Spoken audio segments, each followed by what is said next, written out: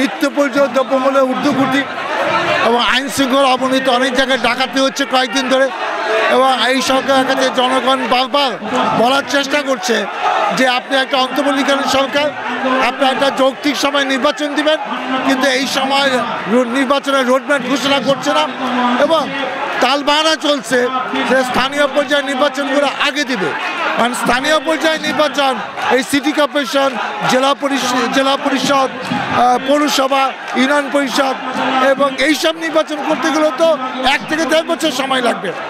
এখন আপনি এই 1.5-2 বছর সময় নিয়ে নেবেন, এটা তো জনগণ চাচ্ছে না। কারণ এইভাবে তো আপনি 2 বছরের জন্য আপনাকে তো আসলে ম্যান্ডেট দেওয়া হয় না। আপনি কিছু সংস্কার করেন, যে সংস্কারগুলো করলে নির্বাচন সুষ্ঠু হবে। আরও কিছু সংস্কার আছে যেটা হলে তাদের শাস্তি নিশ্চিত হবে, গণতান্ত্রিক অবস্থা সুসংহত হবে। সেই কাজগুলো করে ভোটার লিস্ট আপডেট করে আপনি একটা নির্বাচন দিয়ে দেন। নির্বাচন সরকার এসে বাকি কাজগুলো করলো, কারণ এখানে সংসদে একটা মেনটেন নেওয়ার প্রয়োজন আছে। এখন আপনি যেভাবে গায়ের জোরে তারা চলার চেষ্টা করতেছেন, এইটা দিয়ে কিন্তু একসময় প্রশ্ন উঠবে যে অন্তর্বর্তীকালীন সরকারের এত ক্ষমতা থাকে কিনা, যেখানে সংসদে অন্তর্বর্তীকালীন সরকার বলে কোনো শব্দ নাই। অতএব আমার জনগণের এই মেসেজটা সবার কাছে পৌঁছে দিতে হবে, বিশেষ করে এই সরকারের দায়িত্বশীল কর্মকর্তা, প্রধান উপদেষ্টা, সবাইকে, যে এইভাবে জনগণের জনপ্রিয়তা আপনারা কিন্তু ধরে রাখতে পারছেন না। আপনাদের যেটা দায়িত্বটা যৌক্তিক সময় নির্বাচন, সেই নির্বাচনের ব্যবস্থা করেন, রোডম্যাপ ঘোষণা করেন এবং একটা নির্বাচিত সরকার এসে আইন শৃঙ্খলা সহ সমস্ত কাজগুলো ঠিক করবে। এইটা বলার জন্য আজকে জেলায় জেলায় বিএনপি এই সংগঠন এই জনসভা ডেকেছে। আজকে ঢাকা জেলার ধামরাইতে আমরা এই দাবি নিয়েই জনসভা করছি। আজকে আপনারা দেখেন যে এই অন্তর্বর্তীকালীন সরকার আসার পরেও আজকে নিত্য প্রয়োজনীয় জিনিসের দাম কি অবস্থা, আকাশ ছোঁয়া অবস্থা, এবং আইন শৃঙ্খলার পরিস্থিতি অনেক অবনতি ঘটেছে।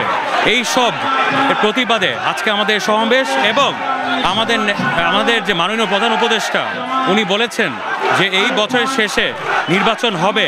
আমরা আশা করি যে এই বছরের শেষে নির্বাচন যে হবে ঘোষণা দিয়েছে, তার দ্রুত একটা রোডম্যাপ দিয়ে মানুষকে আরও করুক, মানুষকে আরও নির্বাচনমুখী করুক। এবং নির্বাচনমুখী হলেই আপনারা দেখবেন যে দেশে স্থিতিশীলতা আসবে। এই যে মানুষের মধ্যে যে আশঙ্কাটা, এটা কেটে যাবে। এই বিষয়ে আমরা আজকে যে জনসমাবেশ, এবং মানুষ যে ভোট দিতে পারে নাই বিগত 16টা বছর, এই যে ভোট দিতে পারে নাই মানুষ, ইনশাল্লাহ সামনে নির্বাচন হবে, ভোট দিতে পারবে, জনগণের আকাঙ্ক্ষায় একটা সরকার গঠিত হবে এবং ইনশাল্লাহ সেটা হবে বিএনপি সরকার। এই সব দাবির জন্য আমরা আজকে সমাবেশ করছি। আমাদের ভোটের অধিকার, সেই ভোটের অধিকার কিন্তু আমরা এখনো পাই নাই। আমরা দাবি করব এই সরকার যত দ্রুত পারে ভোটের অধিকারকে পূর্ণ প্রতিষ্ঠা করবে এবং ভোটের মাধ্যমে যে সরকার আসবে সেই সরকারের মাধ্যমে সুন্দর একটি রাষ্ট্র পরিচালনা করবে।